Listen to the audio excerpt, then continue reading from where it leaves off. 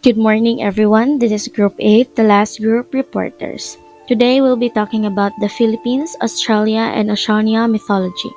So, without a further ado, let's start the discussion. But before I formally start the presentation, I'd like to introduce myself. I am Althea Hudilia, and I will be talking about the Philippines mythology. So we all know that the Philippines has the three major areas or divided into the three major areas, which are the Luzon or the Tagalogs. Next is the Visayas and Mindanao. First, let's tackle the Luzon area. So here, in the screen, the Tagalog creation story. So I know that we are all familiar about this creation story. The story is about that there was no land but only sea and sky, and between them was a kite. So a kite here was described as if a hawk or a bird. Now, there is the land breeze and the sea breeze, and they both get married, and they had a child, which is a bamboo. Then one day, when this bamboo was floating about the water, it struck the feet of the kite, which was on the beach. The bird get angry and pecked at the bamboo, and out of the section, one came out a man, and the other section came out a woman. Then the earthquake called all the birds and fish to see what should be done by these two. And it was decided that they should be married. Many children was born to the couple, and from them came all the different races of people. Now it happened that those who went to the hidden rooms of the house later became chiefs of the islands, and those who concealed themselves into the walls became slaves. Those who ran outside were freemen, and those who hid in the fireplace became negroes. While those who fled to the sea were gone many years, and when their children came back, they were the white people. So let's move on to the cosmic universe, or the Nabali myth, creation and peopling of the earth. So a Nabali creation myth presents the three worlds as it explains how the earth was created and where the first man and woman came from. The Ibaloy or Nabaloy are an indigenous ethnic group found in the northern Philippines. Long ago, it is said that there was no earth, but only a sky world and underworld. The people of the underworld and the people of the sky world were enemies. The people of the underworld would shoot their arrows to the sky world, and the people of the sky world would throw their spears at the people of the underworld. One day, a man of the underworld hit the sun of his harem. The sun decided to make the earth so that the people of the underworld could not shoot into the sky world. For a long time, there was no people on earth. The people of the underworld and the people of the sky world would come here to earth to hunt. One day, the people of the sky world were following a deer. The deer passed by the place of the people of the underworld who had just arrived from the cave, and they killed the deer. The people of the sky world became angry and fought the people of the underworld. Some were killed by their enemies. There was a man from the sky world and a woman from the underworld who were wounded, and their companions left them because they thought that they were dead. When they had recovered, they married, they had many children, and they are our ancestors. So next, let's talk about the deities. Deities, creation, myths, legends, creatures, and beliefs are all part of the ancient Philippine mythology. The many indigenous tribes of the Philippines have their own versions of ancient Philippine mythology. During the pre-Spanish invasion era, some communities worship a single supreme being who created the universe and everything in it, while others worship a plethora of tree and forest deities or devatas. Devatas were derived from the Sanskrit term devata, which means deity, and were one of the numerous of Hindu influences on the ancient Filipinos' pre-Hispanic religion. Tagalogs are the significant ethnic group of the Philippines. They constitute a majority in Manila, Marinduque, and Southern Luzon, as well as the plurality of Central Luzon and the island of Mindoro, Palawan, and Romblon. The initial segment, as seen below, consisted of Kalawalatihan inhabitants, or the ancient Tagalog sky world. The list is separated into generations based on popular beliefs about the god's progeny. So we have here the first generation, deities. First we have Bathala, the supreme god of the Tagalogs, creator of man and earth, and addressed sometimes as Bathalang Maykapal. He dwells in Kawalatihan together with the lesser gods and goddesses. Aside from the lesser gods and goddesses, he serves as the leaders in order to assist the daily lives of natives. He was referred to as Mr. God. Second is Amani. He is the male member god of the sea, as among the first generation gods assigned to the Tagalogs. He was never married after his love was burned by a beautiful mortal maiden, Maganda. In frustration, he swore vengeance against the humans by sending turbulent waves and horrible tempests to wreck boats and drown the men. The third is Idiyanale, known by the Tagalogs as god of animal husbandry and aquaculture, by others of god of agriculture, the god who oversees animal welfare and aquatic resources. Fourth, we have Dumangan, the goddess of good harvest. She was married to Idiyanale and had 2 offsprings. Then we have Lakampati. She is major fertility deity of the ancient Tagalogs. Farmers with their children brought offsprings for him at the field and invoked him to protect them from famine. Some sources also said that food and birds are offered to him by his devotees, asking for water for their fields, fish for their sack sails in the sea for fishing. Lastly, we have Ikapati. Ikapati is a Ilocano's Tagalog pantheon. The goddess of cultivated land. She was the most understanding and kind among the deities of Bathala. Her gift to man was agriculture. As the benevolent giver of food and prosperity, she was respected and loved by the people. Next, we hop into the second generation of Tagalog deities. First, we have Mayari, the goddess of moon and one of the 3 daughters of Bathala by the mortal woman. She was the most charming of all the goddesses. She had 2 sisters, Tala and Hanan. Tala, the goddess of stars, sister of Mayari and Hanan, and one of the 3 daughters of Bathala by the mortal woman. Then Hanan, the goddess of morning star, and obviously she is the sister of Mayari and Tala and the daughter of Bathala and a mortal woman. The fourth one we have Dumakulim. He is the strong guardian of mountains and the son of Idiyanale and Dimangan. His sisters was Anitun Tabu. Then he later married Anagulay. Then we have Anitun Tabu, the fickle-minded goddess of wind and rain.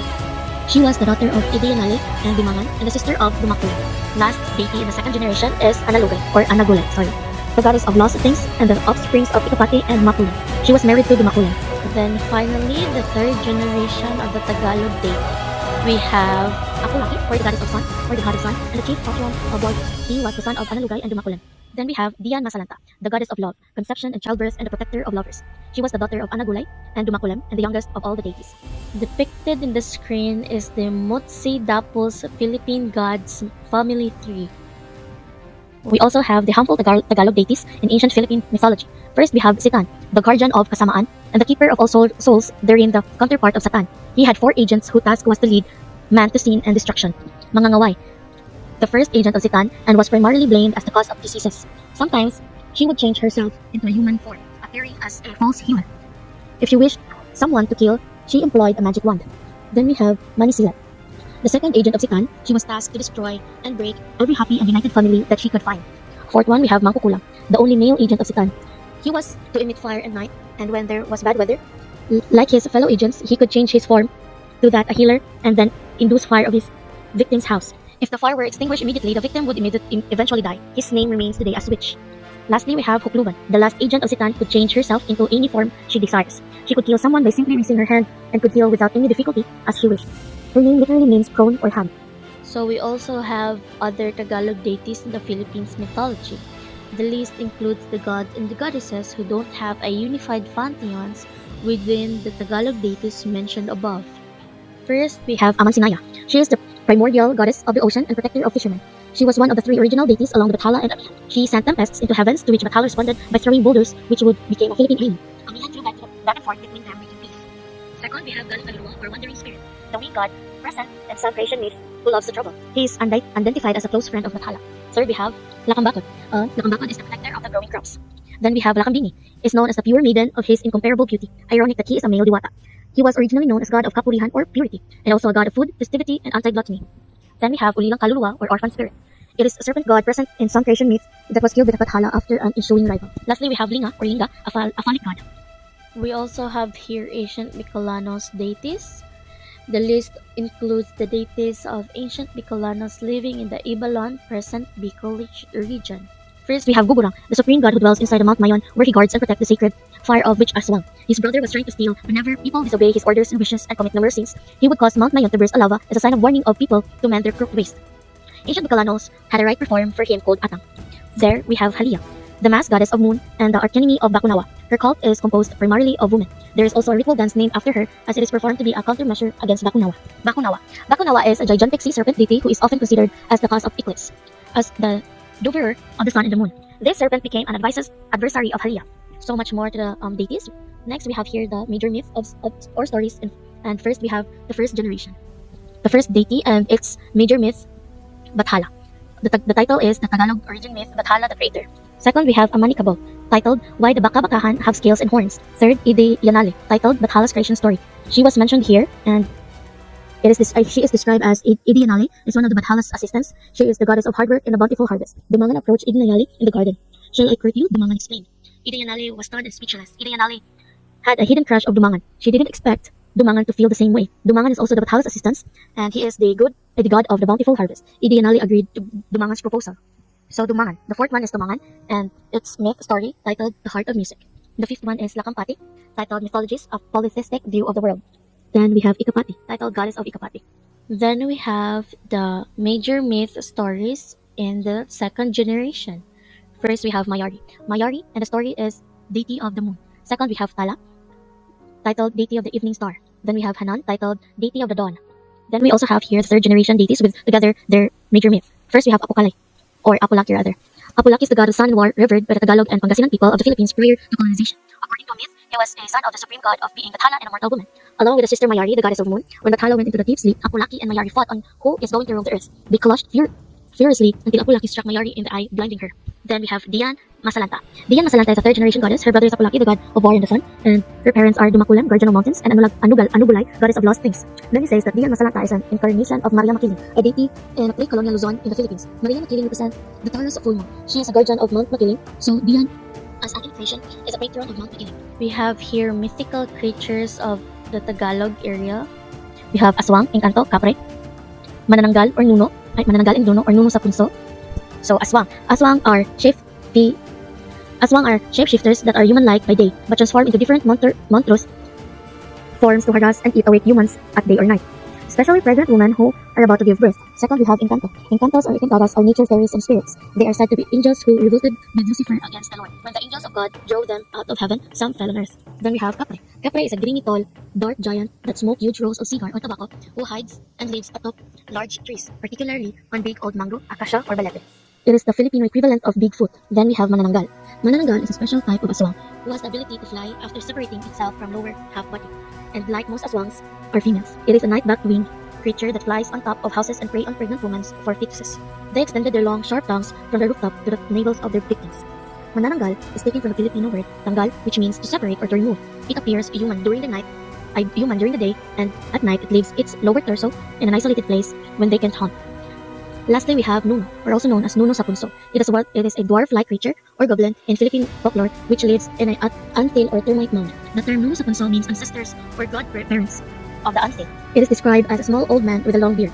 If someone disturbs, especially kicks his mound, the Nuno would put a curse on that person. In effect, the offender would have swollen foot or pain of any parts of his body, experience vomiting blood, urinate black liquid, inflict illness, and have excessive hair growth on the back. So much in the Tagalog deities, so let's start into the Visayas deities and myth. We have here the creation story. The Visayan creation myth says that many years ago, the beginning of time, there was no stars, land, sand, or moon, and the world was only water and the sky above it. Magwayan was the first ruler of the water, and the sky was Kaptan's. Both God had children. Lidagat, the sea, was Mangwen's daughter. Kaptan's son was the wind, Lihangin. Both God agreed for their children to get married. From this marriage, 4 kids was born, 3 boys and 1 girl, namely Likabutan, Liadlaw, Libulan, and Lisuga. The Visayan creation myth says that the kids grew and became beautiful adults. Likabutan grew so proud of his powers that he decided he needed more power. So he decided to attack Kaptan in the sky realm to earn it, and so he asked his brothers for help. At first, Liadlaw didn't want to help, but scared of the anger of his brother, he joined him with Libulan. Using the winds, Likabutan blew them away and headed into the sky. But then the brothers faced something worse, the anger of Kaptan, who sent 3 bolts of lightning to the brothers while they were trying to run away. The Visayan creation myths continue saying that after this was done, Kaptan went down and called Manguan, accusing him of planning the attack.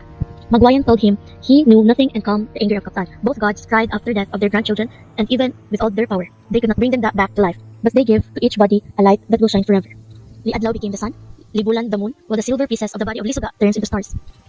To Likabutan's body was no light, but his body was the support of new race, which are the humans.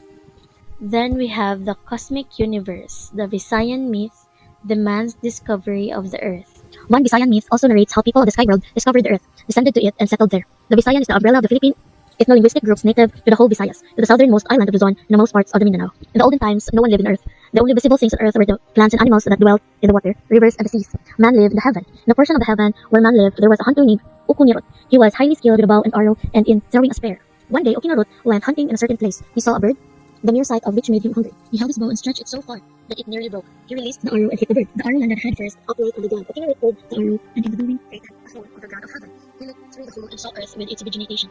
He called his fellow men and informed them what he saw. They gathered all the birds' feather, made a rope out of it. And with this, they descended to earth. All of them was able to descend except a fat woman who could not get through the hole. She had to remain in heaven. Ukinarot was the last one to go down. When he was very near the earth, the rope snapped, but he was not unharmed. The people slept and lived on earth. Earth was peopled. The woman who was left in heaven could not do anything but light heaven and remind us we can come that place. The little light we see are the stars, and the moon is the whole. Visayan deities. The mythology of the province of Cebu is connected to the other province and entire region. Even if the country is an archipelago, I was so amazed that this is a nice topic just to know where, when, and how the province was being moved. Our Visayan forefathers believed that after life as well, there was no heaven or hell as we knew them now, because these ancient Visayans had no concept of hell. They named the inferno Solar or Sulad, and those who reside in the inferno Sulad. The list is divided into generations based on the common beliefs about the offsprings of the gods. In the first generation of deities, we have Kaptan, the supreme god who dwells in the sky. He is the ancient Visayan counterpart of Bathala. Of all the supreme deities in the Visayas, he is the most worshipped by all natives. He had a son named Lihangin. Second, we have Mangwayan, the goddess of sea and death. She had a daughter named Lidagat, who died, and after that, she ferried the souls of the dead of the underworld, Sulad. While in the second generation, we have Lihangin and Lidagat. Lihangin, the god of wind, and the son of Kaptan. Later married Lidagat and had 4 children. Second, we have Lidagat, the goddess of the sea, daughter of Mangwayan. Later married Lihangin and had 4 children. The third generation, we have Likabutan. Sadly, I cannot see any photos of Likabutan. Then we have the Adlaw, Libulan, and Sisura. First, we have Likabutan, the god of world, the eldest children of Lihangin and Lidagat. Next, we have the Adlaw, the god of sun, and the second child of Lihangin and Lidagat. Libulan, the god of moon, and the third child of Lihangin and Lidagat. Lastly, we have Lisuga, the goddess of stars, and she was the youngest child of Lihangin and Lidagat, the deity in which Silalak and Sibabay came from. Finally, we are in the major myth stories of the first generation deities. First, we have Kaptan. The title myth is the first Visayan man and woman, a Visayan couple. In the olden days, they lived in the heavens of two gods, Kaptan and Mangwayan. Kaptan fell in love with Mangwayan and they were married. One day, Kaptan and Mangwayan had a quarrel, as many couple do after the honeymoon. In a fit of anger, Kaptan told his wife to go away. With a heavy heart, Mangwayan left. Second, we have Mangwayan myth titled Mangwayan, the first man and woman. So Mangwayan had also a role in the creation of the first man and woman. Kaptan gave her the divine seed, which was the mix of Kaptan's power and the piece of Lisuga. He created and instructed Mangwayan to plant it and take care of it. She did her work diligently and cared for the plants as if it is her own child. Maybe because she misses Lidagat and her 4 grandchildren, who were slain by Kaptan. She watered the plant, guided its growth, and even talked to it to relieve her loneliness until one day the plant was as big as a bamboo plant, splits opened, and she was greeted by Silalak, Sikalak, and Sikabay, the first man and woman. In the second generation, we have Lihangin, the myth titled Wind Deity. Lihangin is a popular diwata of the ancient Visayan as the king of winds and the husband of Lidagat. In their stories, Lihangin was the only son of Makaptan, the god of the sky, created from his breath, and was given control over the winds and moved his sky kingdom. Second, we have Lidagat, titled Wife of Lihangin. For the third generation, we have Likabutan, myth titled A Visayan Genesis Tale. Second, Liadlaw, myth titled Sun Deity.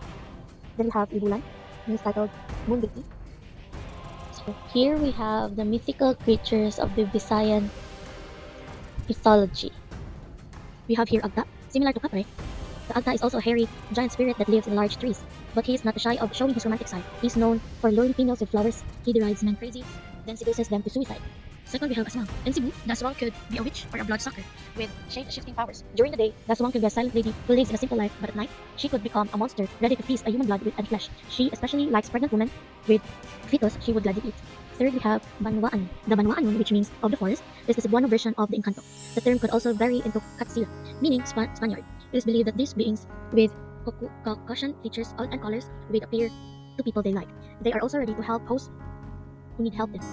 Then we have Duende. The Duendes are mischievous creatures who can either be friends or foes. Remember those animals from your childhood? Why your mother always reprimanded you from playing near those? That's because you might step on the Duende who lives in an ant mound, and he might inflict you with an unknown disease, which will only disappear if you ask for his forgiveness. Fifth, we have Kalag. The Kalag literally means spirit, but Cebuanos also use the word to refer to ghosts. Ghosts are entities who dwell in places and things, especially those that they have been associated with. They may also be spirits of people who are yet to rest, especially if they have been killed in gruesome ways. Then we have Katao, the Cebuano version of mermaids and sea gods. The Katao rules the oceans. They can manipulate the water. Men are also said to be lured by their beauty, and before they know it, they are lost at the sea. Seventh, we have Mansaluan. Have your elders ever asked you to ask permission first before a tree is found? The elders believe that there are 3 dwelling spirits that may become upset when this happens, and they can inflict sickness and other misfortunes to people. Then we have Sigbin. The Sigbin is originally from Parais. This is a crossbreed of goat, dog, and kangaroo, who is said to suck blood of victims through their shadow. The ninth one, we have the Tambaluslos. The tail of the Tambaluslos originated from Bicol. He is described as a humanoid with black complexion, long and thin legs with big joints and hooves, long thin arms and fingers, and with the hair running from the back of the head to the buttocks. Its lips are wide and protruding like an ape. And fun fact, if a Tambaluslos is following you, take your clothes off and wear it upside down. You will find it so funny, but he will laugh so hard until he will cover his eyes. Finally, we are in Mindanao. Let's talk about the Mindanao deities and myths. First, we have the Mindanao, the creation story. The story of the creation of the world is variable throughout the whole Agusan Valley. In the district surrounding Talakpugon, the creation is attributed to Makalidum, the first great Manobo.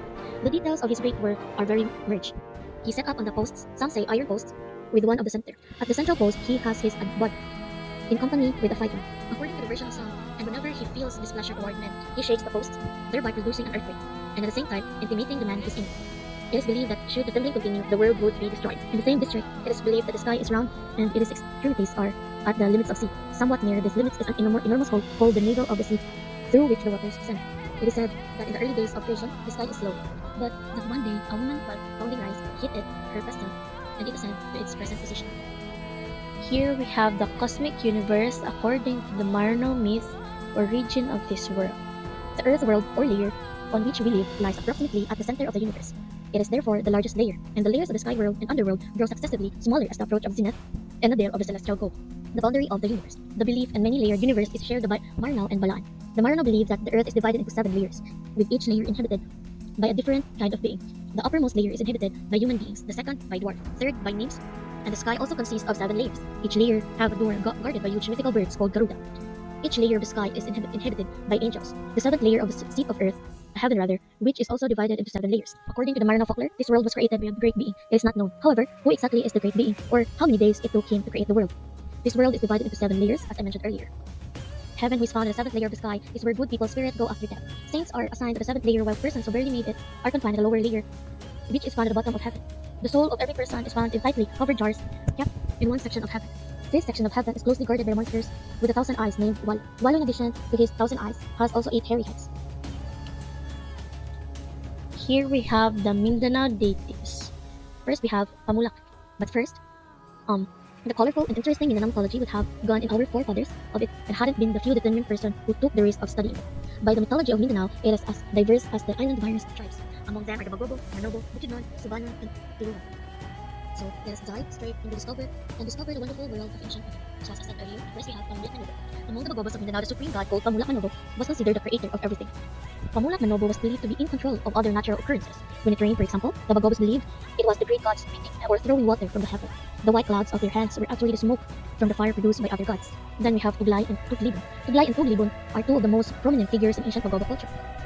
They are classified as assistants of Pamulak Manobo and were responsible of the births, marriages, language, and customs of the tribe. In other sources, however, these two deities were either the creator of the world or co-creator of humanity. One of the Bagobo myths, applied by anthropologist Laura Estelle Benedict, even shares similarities with the biblical story of Adam and Eve. Third, we have Mebuyan and Lumabat. According to the Bagobo and Manobo myths, there once lived two deities named Lumabat, goddess of the sky, and Mebuyan, goddess of the underworld. Both were siblings but complete opposite of each other. Lumabat was the terrific hunter who once brought along his dog to catch an elusive deer. The hunt took so long that by the time he caught the animal, he was already old and gray. Still, he returned to his people eager to show them his power. Lumabat even killed his brother 8 times, and each time the latter magically came back to life. He became younger and younger. While Mebuyan, as an ugly deity, he decided to go down below the earth, where she now rules the place called Banua Mebuyan or Mabuyan's town. Here, she welcomes the spirits of the dead Bagobos before they go straight to Dimukuno, the Bagobo equivalent of the underworld. It is said that Mebuyan has many breasts because she nurses and takes care of the baby spirits before they join their family in Dimokudon. Lastly, we have Magbabaya. Another important deity of Mindanao is Magbabaya. Considered by the Bukidnon as their highest ranking deity, he was likewise assisted by other lesser divinities. Dumalongdong, the deity of the north wind, Ognaling, the deity of the south wind, Tagalombong, the deity of east wind, and Magbaya, the divinity of the west wind. So here, we'll talk about the major myth stories of the Mindanao deities. First, we have Pamulak Manobo, myth titled Mindanao Creation Pamulak Manobo. Pamulak Manobo is a Mindanao Duwata who lived in the high stream of the sky. He came down upon seeing the barrenness of his creation and made the earth and sea and the sun, almost everything except the stars. After he finished making the universe, he decided to return to the sky world. But before his departure, he assigned Anday, sun, and Bulan, moon, to watch over the earth. Second we have Lebuyan and Lumaba and Tubasan. Finally, we're here in the mythical creatures of the Mindanao. First, we have Garuda. Garuda is a creature of Mindanao tale, the bird that stole the Sultan's beard. It actually comes from the Hindu mythology in which it is traditionally depicted as the king of birds and has the torso and arms of a man and the wings, head, beak, and talons of the eagle or vulture. This deity also is in some Tagalog Visayan preaching reasons.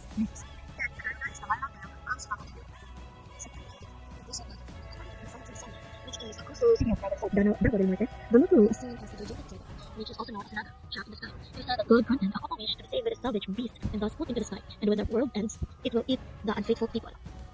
Third, we have Mantiana. According to the Aswang project, the Mantiana is a spirit with a slit on her belly with her unborn child inside. She is a vengeful spirit who sees men as enemies because she thinks she could have lived a fruitful life if she had not been impregnated by men in her life. Because of this, she attacks men at night, ripping off their genitals with her long and sharp claws. She is said to be afraid of women and would cry like a cat. Lastly, we have Tambanukano. So I'm sorry I cannot provide picture of Tambanukano because I cannot find it in the internet. So yeah, among everything so far about giant creatures such as the Bakunawa, the giant serpent who eats the moon, and the imprisoned Naga, a giant dragon that was sent by the god, there exists another gigantic creature known as Tambanukano. Just like Bakunawa, it is said to seek out the moon so that the creature can eat it. According to Mandaya folklore, the sun and the moon had a child which turned into a giant crab named Tambanukano. It is said to be powerful that every time he opens and closes his eyes, there is a flash of lightning. So that's it, all about the Philippine mythology. Next, the Australia mythology will be tackled by my groupmate.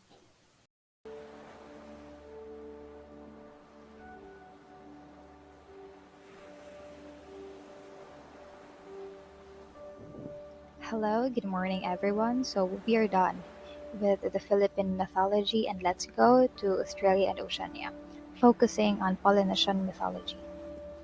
So Polynesian mythology is the oral traditions of the people of Polynesia, a grouping of Central and South Pacific Ocean island archipelagos in Polynesian Triangle, and together with the scattered cultures known as the Polynesian Outliers.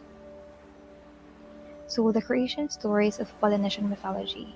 So there are as many Polynesian creation myths as there are individual Polynesian societies. So take note that their creation myth varies.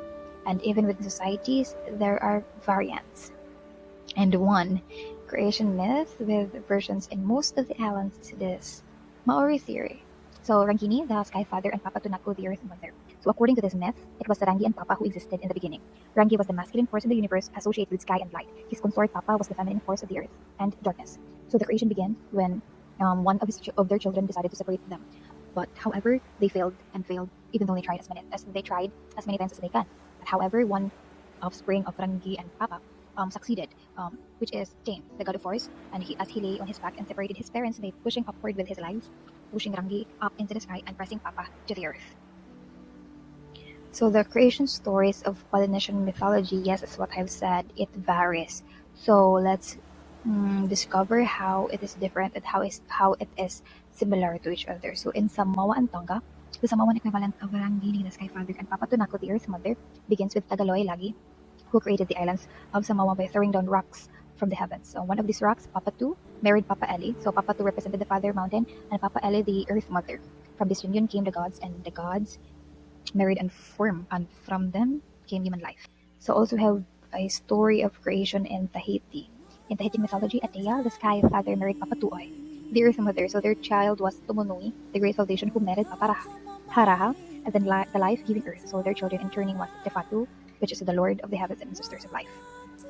So we also have different version of Raratonga. So Raratonga has a particularly beautiful tradition of the sky and earth. So creation began with the goddess Varimatitakerit plucked Atea, the sky father, from her side, and then Atea moved about, changing shape and increasing in size to form the heavens. He then married Paparoy Ititinga, the earth mother, stretching into sunrise. So Paparoy Ititinga gave birth to 5 sons, the gods Tangarawa, Rongote, Taihiti, and Titangiya. And to Titumu, the foundation stone, Titumu married Paparoy Itipunga, and from this union came human life. So the cosmic universe of the Polynesian mythology. So the world is created as the progeny of a primordial mother and father. We have the Rangi and Papa. So the mother and father are symbols of earth and sky, respectively. In myths of this kind, the world parents generally give and appear at a late stage of the creation process. So chaos in some way exists before the coming into being the parents. So they believe that the people belong to the land and not the land to the people. And with that being said, it meant that we are a particular part of the natural world, and we belong to the land, and we are connected to nature. And all of our actions have consequences. So we have here the physical realm, populated by humans, the spiritual realm. What do you call that? Normally includes more than just the heavens, and however, as described already, the gods of Kapinga Marangi came from the open sea, and the underworld as the home of the dead was also widely considered to be part of the spiritual realm. So there is underworld, but it is part of the spiritual realm. So the major deities, gods, and goddesses of Polynesia. So we have here Rangi, and we have here Tu, the son of Rangi, and also the god of war, and best known for his angry face. We also have Tain, the god of forest and birds. He is the one who successfully separates Rangi and Papa from each other.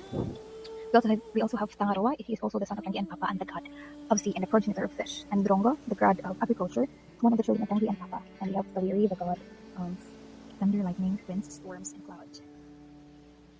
So we have here the famous and the very famous demigod of Polynesian, and we all know it's Maui. But let's know Maui better. So Maui was a supernatural demigod, trickster, and a kupua, and a cultural hero. Variations of his legends are revered in the genealogies of Hawaii, Samoa, Tahiti, Tonga, and others of the Polynesian Triangle. Some legends speak of his contributions to fishing, lifting the heavens, increasing daylight hours, and possessing the secrets of fire. But he is mostly commonly known for his impressive lore, and that was the birth of Polynesia.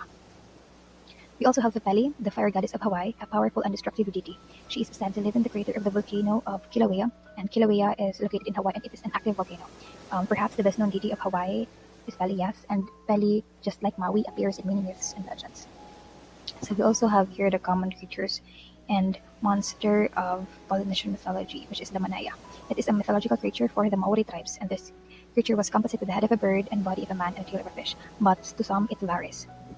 So it symbolizes and it showed that it is the messenger between the realm of the dead and the living world, and it symbolizes protection for the Maori people. And we have here the Mu. Mu are the legends of they are the female and shapeshifters, appearing as a beautiful maiden of water dragons, and they dwell in caves, pools, and fish ponds, and the fierce guardians of fresh water source. So let's go on the major myths and beliefs. So this is the important one, Mana, the spirit of Polynesia. So Polynesians believe that all things in nature, including humans, contain a sacred and supernatural power called Mana. Mana could be good or evil, and individuals, animals, and objects contain varying amounts of mana. Because mana was sacred, Polynesians invented complicated rules to protect it. Ordinary people were not allowed, for example, to touch even the shadow of a chief, nor could they step inside sacred rooms and temples. So if you're going to violate their rules, there is a tapus, the punishment for breaking the rules, and it was often death. Or sometimes if you commit or break minor taboos, illness and misfortune were believed to come. So we also have here the origins of yam. The yam, or sweet potato, is one of the basic food crops of Polynesia. So a number of myths explain the origin of this important food. And in one Maori myth, it tells how the god Rongo Maui went to heaven to see his brother Bandui, the guardian of the yam, and Rongo Maui stole the yam. He hid it in his clothing and returned to earth. So then, soon after, his wife Pani became pregnant and gave birth to a yam. So that is the origin of yam.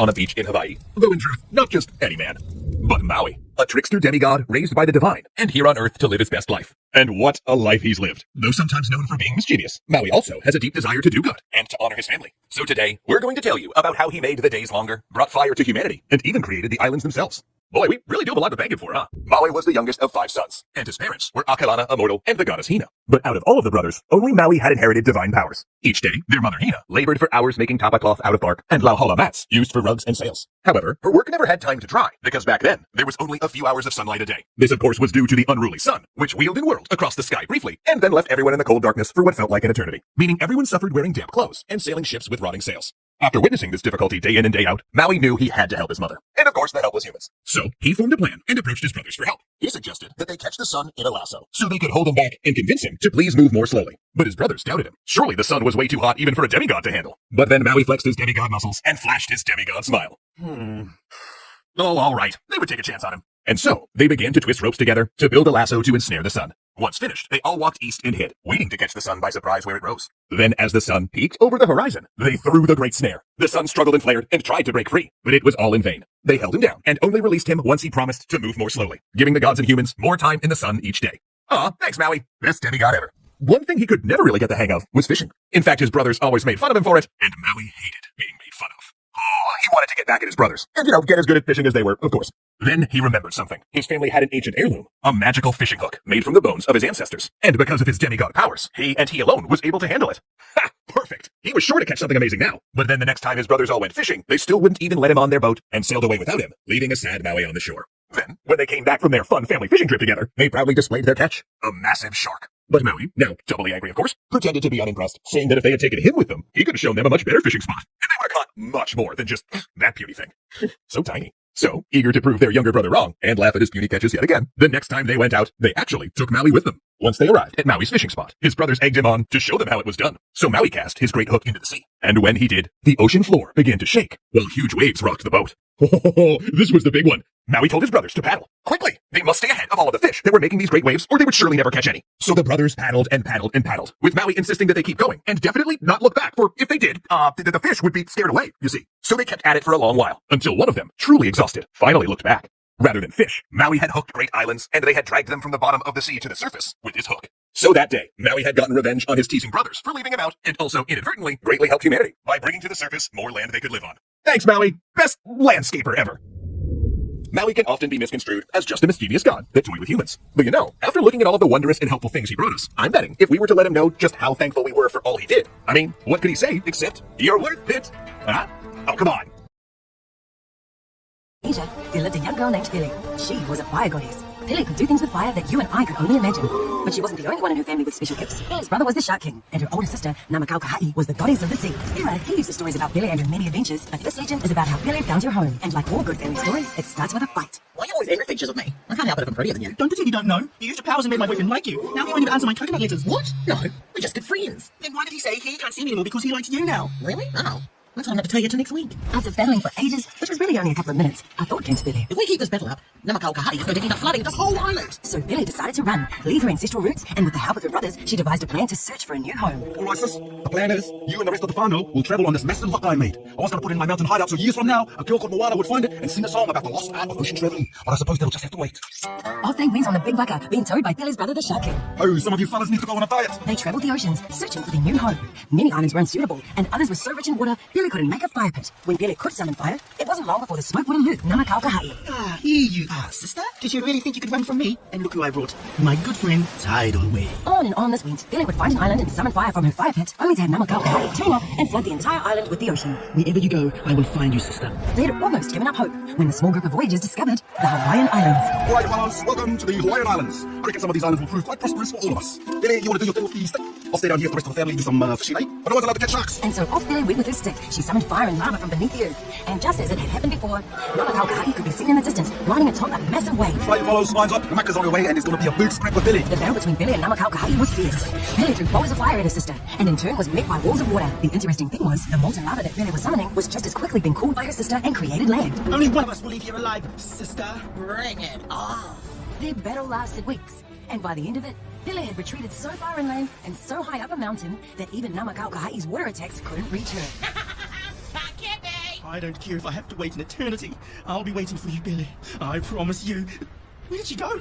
And so it was that Billy was finally able to find a place to call home, safe from her sister's reach. And every now and again, when the volcanic lava meets the sea and the steam billows as fire meets water, they say it is Billy and her sister still arguing and still adding land to the islands of Hawaii. The Micronesian mythology. The Micronesian mythology comprises the traditional belief systems of the people of Micronesia.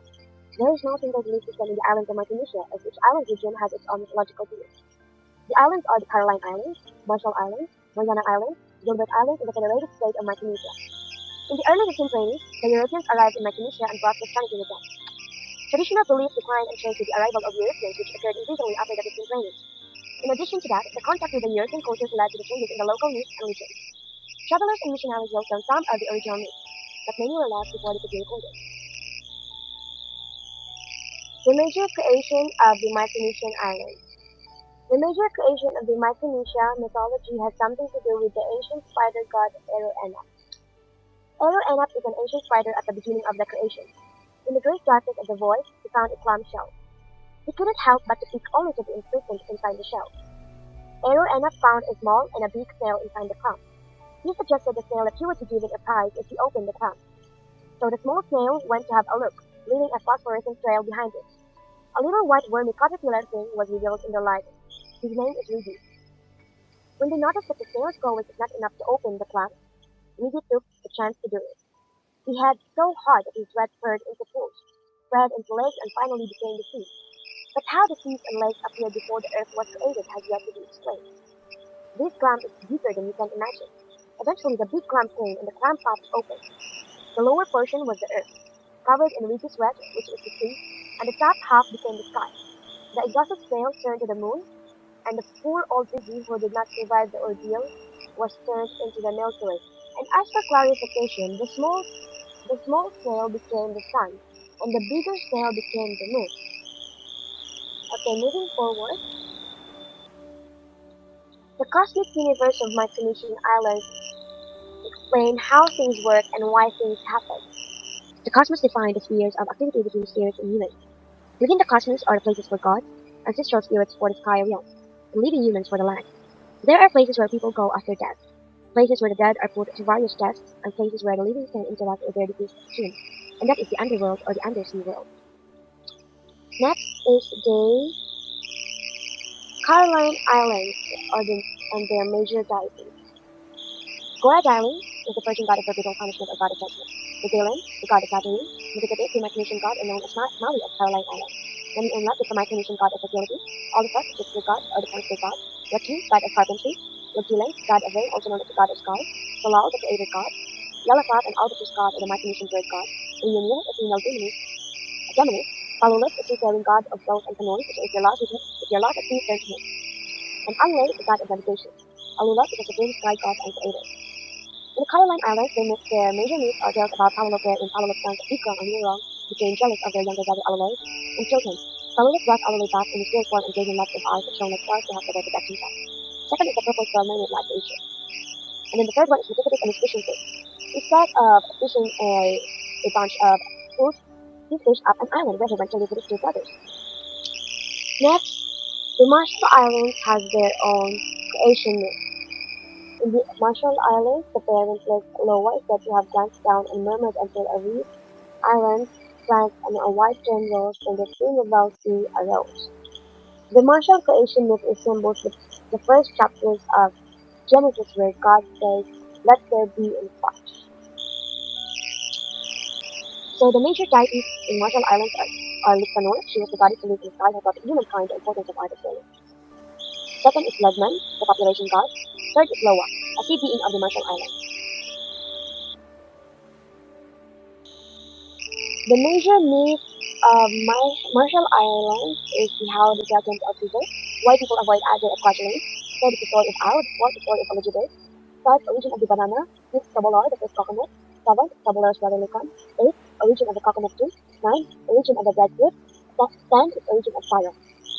Unfortunately, I cannot tell you this verbally because these stories are very long. So moving forward, we have Mariana Islands. Mariana Islands major creation is about Athena and Pontonese. They are brothers and sisters, and it is a legend that tells the creation story of the entire Mariana Islands. The general idea of this creation story involves a brother and a sister. The brother becomes ill and summons his sister to create the universe out of his body parts. From his eyes, he creates the sun and moon. And from his claws, he creates the rainbow. And from his chest, he creates the sky. And from his back, he creates the land. When your body is right enough, you create instantly. And that is said to be the meaning in how Puna separates the body parts of his father's entity. Next, the major deities of Mariana Islands is Kadao, a legendary ship in northern Marianas. Saga is a mythological chief. So, the major myth of Mariana Islands is legend of Saga, or the House of Saga. And the story is about Chief Saga. He was murdered by his daughter, and her spirit is imprisoned in the lone standing megalithic habitat. Second is the legend of three feet of strength. This is where Gada was given three impossible tasks to swim. First one is to swim multiple times around the island without stopping. Two is to crack and break coconuts with his bare hands. And third, and lastly, is to level the highest peak on the island. Another major myth is the legend of the battle between Chief, and the legend of the battle between Chiefs tells of an encounter between Chief Kadao and Chief Matakwana. Matakwana was considered one of the strongest chiefs in Guam. Next is the Gilbert Island. Also in Gilbert Island, they also have their own major creation. So it involves about how Naru sprang from Tabakia's head, when Oya Oya having directed from the separation of earth and sky struck heaven with the staff given him by Tabakia. Then Oya Oya planted his staff on Samoa, which he had raised from the sea, so that the staff could grow into ancestral tree. Later, he married the Irish daughter, whose descendants now live in the Kiribati. Another is Naativo, the god in the mythology of the Gilbert Islands. He is also a spider god. Naru created Naativo and his female counterpart Futuki out of sand and water. Naativo allowed Naru to kill him and tear him apart so that his body parts could be used to create the world. His right eye became the sun, his left eye became the moon, his brain became the stars, and his bones and flesh became the islands and seas. This is also the same with Puna and Fontanes. The major deities in Gilbert Islands is Naativo, god of creator, Naaru, spider god, Oyaya, top god of the rising sun and the father of mankind, Du, culture hero known as teacher god of wisdom and handy information, Naka, population god of death, Nay Kikabin, the lightning god who turned himself into heavenly compass, Taburimai, the fish god, Serio, the second sea goddess, Tianoi, god of protection. Major myth in Gilbert Islands is Tibo Matimati, or the darkness and the fusing together. Yukiri, the tree of life, Scientist Abba, the tree of many adventures, Naru, and the creation of the world, and tree of death.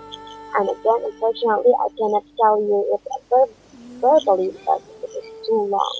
The stories are too long. So, in the federated state of Micronesia, they also have their own major creation. And Chief, the Carolinian mother, is replaced as the primal deity by Inuna or Anula Great Spirit. Inuna either is the world himself or has ear or nurturer.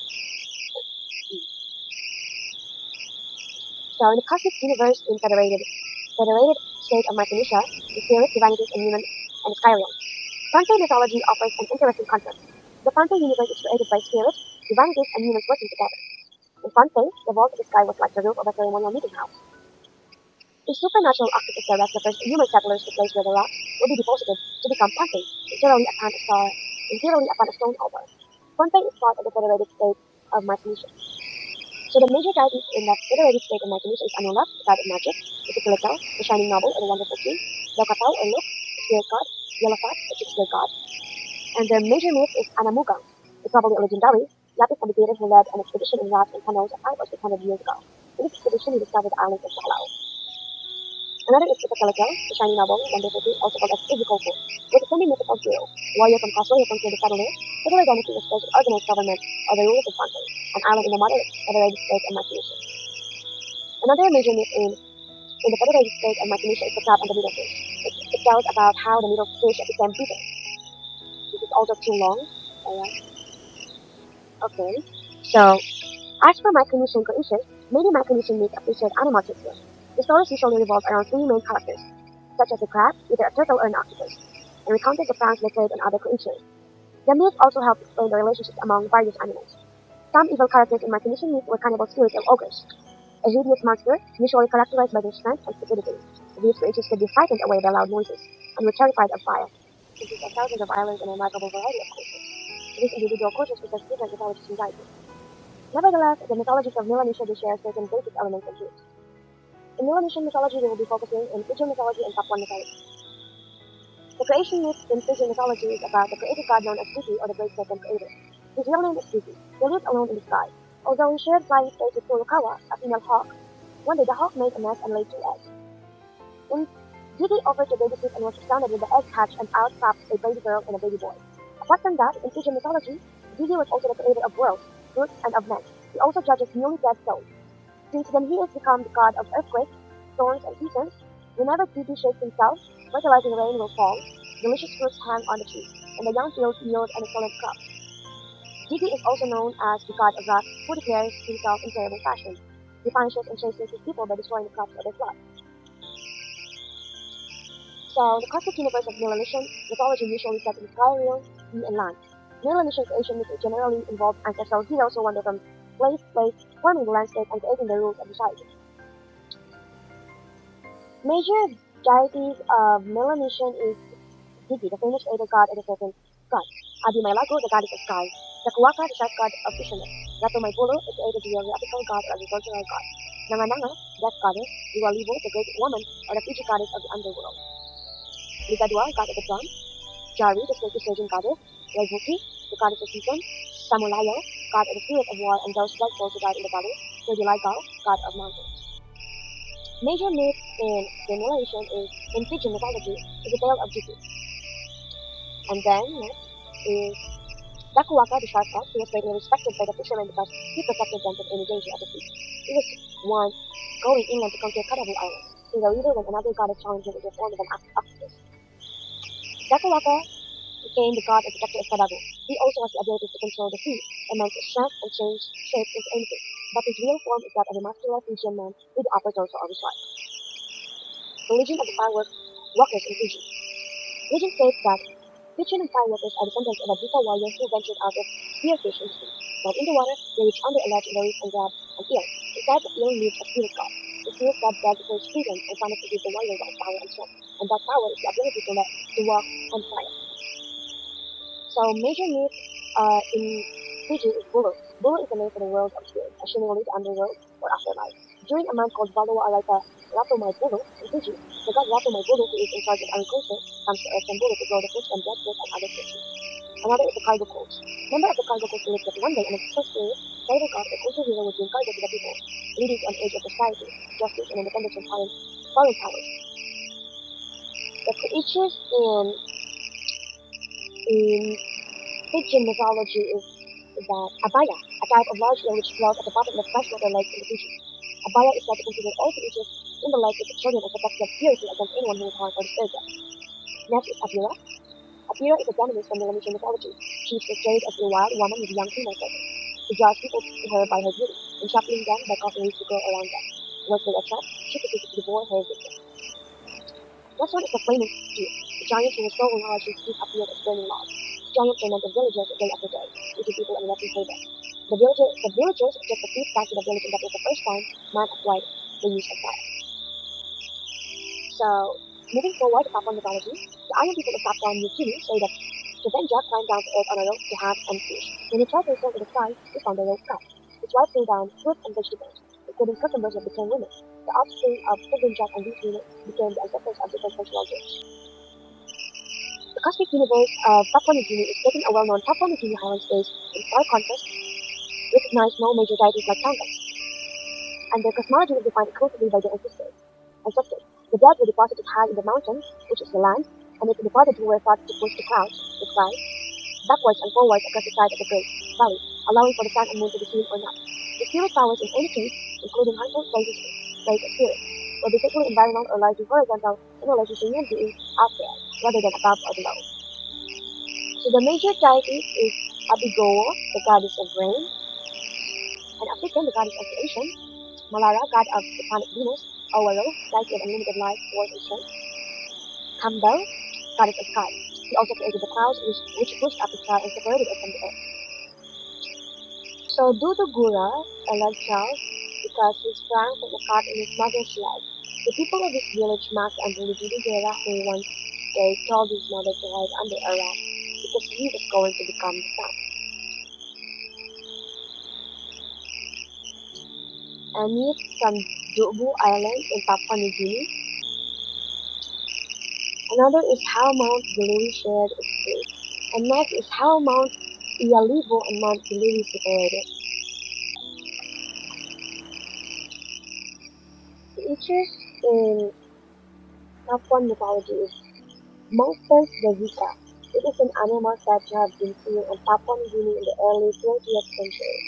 It is said to remember a tapu or giant sloth having a long proboscis that snout and fine ears suggest it may be the descendant of an extinct marsupial belonging to the family of Palochidae.